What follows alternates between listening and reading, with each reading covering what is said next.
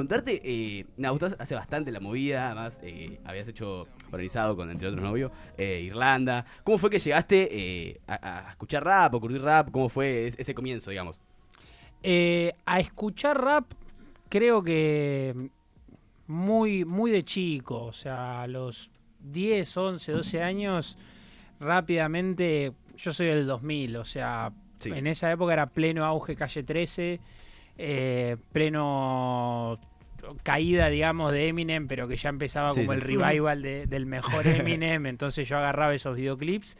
Y ese fue como el primer acercamiento que tuve al rap. Después uno cuando empieza a mirar los consumos que tenía, inclusive de más chico, empieza a ver que seguro tenía curiosidad por estéticas más raperas. De golpe uno consumía, le llamaban la atención los personajes en los dibujitos que tenían visera, ¿viste? Claro. Ese tipo Los de chicos cosas. del barrio. Claro, viste, como me llamaba la atención ese tipo de cosas.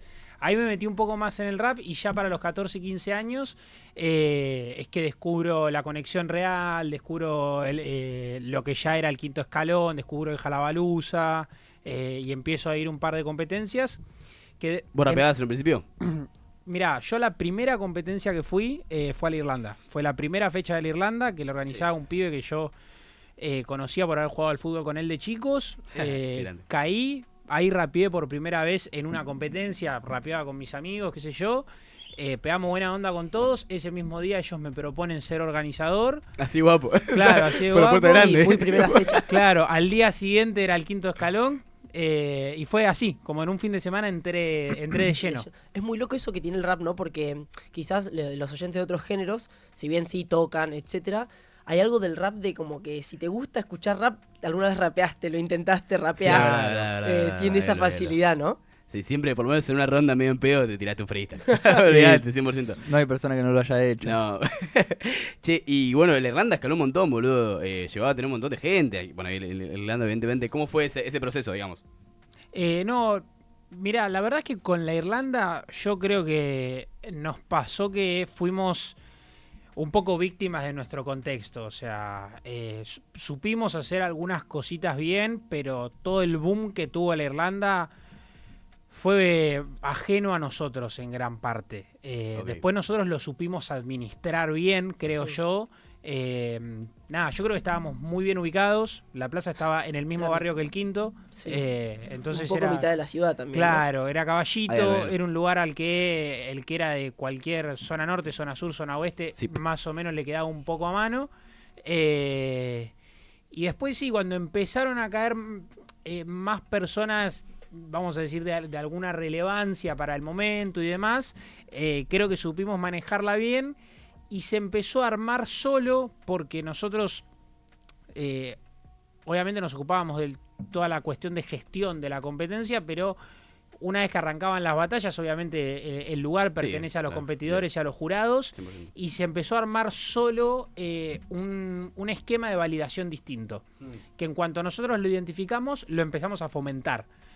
Por eso pasaba mucho que en el momento que era el mayor auge de la Irlanda, que coincidía con el mayor auge del Quinto, no ganaban los mismos en el Quinto que en la Irlanda. Mirá, interesante eso. Y se dieron cuenta de pasado eso. Sí. Y nos dimos cuenta que pasaba en un momento, el que lo pone en palabras, viste esas cosas que uno hace y siente, pero no termina de poner en palabras hasta que empieza como a elaborar el pensamiento. El primero que lo pone en palabras es el Tego en un posteo de Facebook.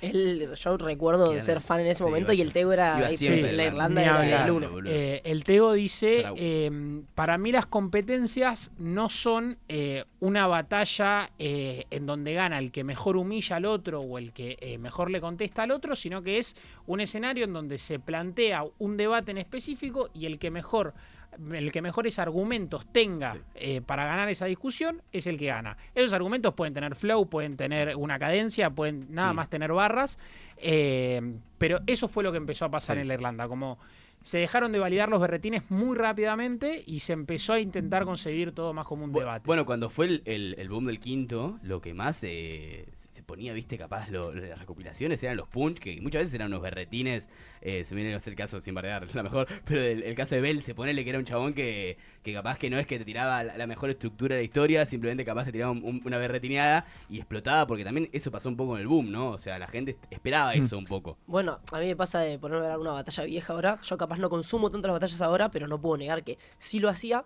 Y es increíble que cómo suena Duki ahora cuando lo escuchás rapeando en el quinto escalón o en la Irlanda. Y en su momento no ganaba o no era tan valorado. O escucho, como dijiste vos, una rima capaz del Belce de esa época y no me... Pero en ese momento me volvía loco. Claro, Cambió mucho la percepción también.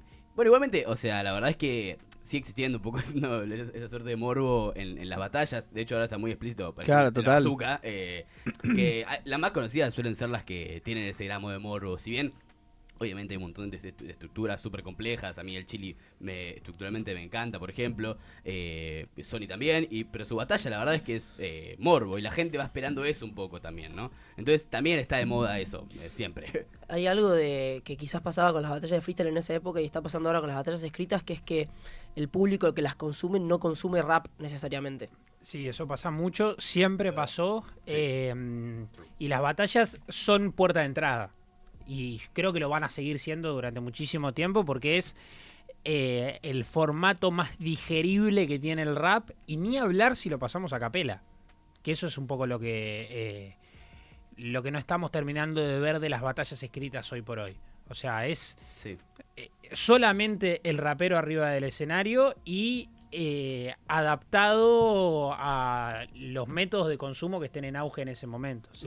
Sí, yo me acuerdo que una vez que charlamos de la bazooka te había dicho como eso de que no haya un beat de fondo, porque digo, es súper importante para el rap, no es nada menor. Interesante. Es verdad igual que existe esto un poco de que la gente capaz que va, no, hoy en día quizás más que está muy de moda, capaz que no es fiel consumidor de rap o lo que sea. De hecho, vos me mencionabas la otra vuelta que encima 01 es una persona muy conocida, pero justo había tirado el Halo, una de 01, de hecho tiene una refe a la Sofi de La Plata y...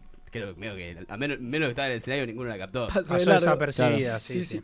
No, a mí me parece muy loco como, si bien el rango etario no es tan diferente, porque vos me dijiste sos del 2000, yo por ejemplo soy del 2003, los chicos del 2005, me mata como vos, no sé, nombraste referentes del rap, cómo empezaste y era Calle 13, Eminem, y nosotros capaz curtimos más un palo de Porta, el quinto escalón. Porta igual también, obvio. Y como que esa fue más nuestra puerta de entrada para después meternos, pero eso cambió mucho en generación.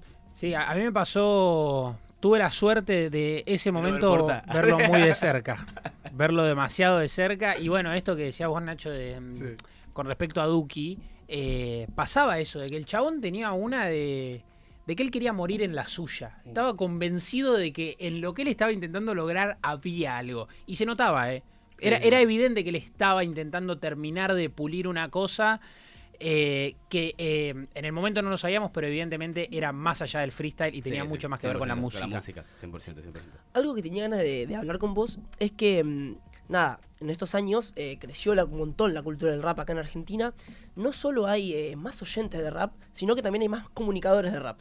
Llámese programa de radio, llámese revistas, llámese tuiteros, llámese páginas de Instagram. Hay cada vez más info sobre rap. Pero vos fuiste uno de, no te quiero decir pionero, pero estás hace ya tiempo. De hecho, me acordaba, pensábamos hoy, salió nuevos trapos de Dano hace un tiempito. Hay por lo menos 5 o 6 análisis en YouTube encontrás. Y yo me acuerdo la primera vez que escucho Ismo, por allá por 2019, el único video que había era uno de Agus, de Lúcuma, analizando Ismo. Y nada, ¿cómo cambió eso también, no? La cantidad de comunicadores sobre el tema que hay. Sí, yo lo celebro. Cuando arrancamos con Jerga el primer año, acababa... De hecho, cuando nosotros recién arrancamos Jerga, no se sabía si volvía o no volvía Dem.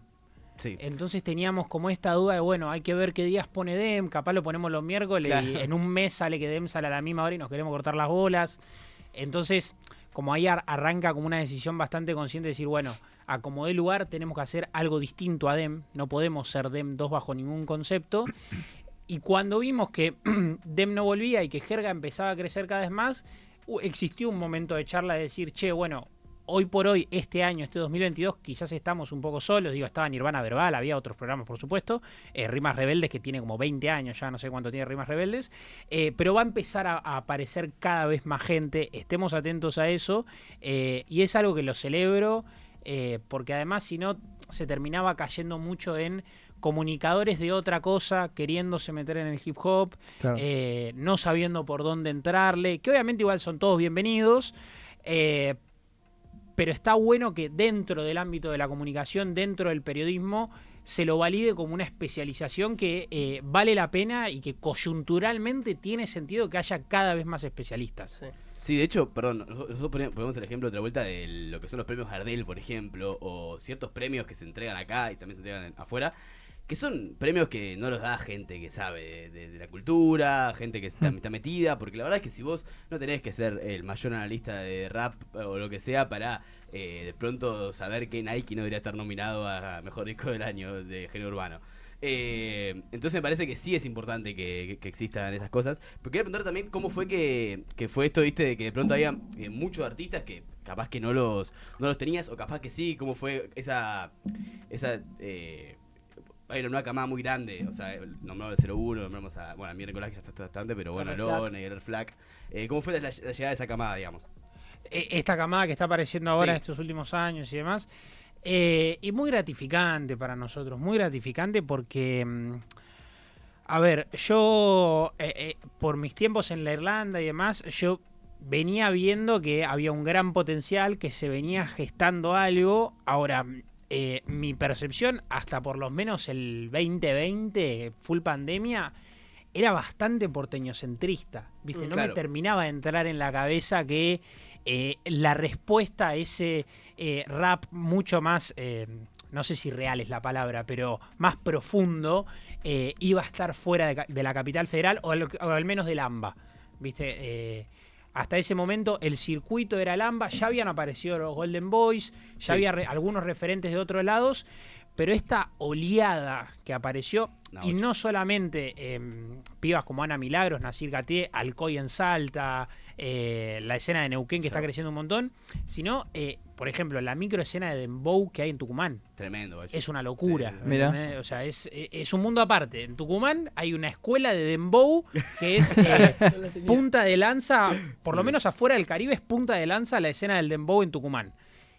Eso yo no me lo voy a venir ni en pedo y es un placer, y lo que más feliz me pone obviamente es ver que aquellos que ya estaban más o menos posicionados extiendan la mano y vean que el Cero tiene potencial, que el R-Flag tiene potencial y que en definitiva van a seguir aportando mucho a la cultura. Sí, 100%, 100%. Bueno, de hecho, cuando salió el Rap Sin Corte 51, que une a todos, hay un montón de raperos de la nueva camada, 1.000.000, son casi todos. Siento que hay mucho esta especie de unión que, decime vos, capaz que estabas más metido en la movida antes, que siento que no se vio hace mucho tiempo. Ya lo venimos hablando un poco de esto, pero me parece que no como hoy, nunca se dio.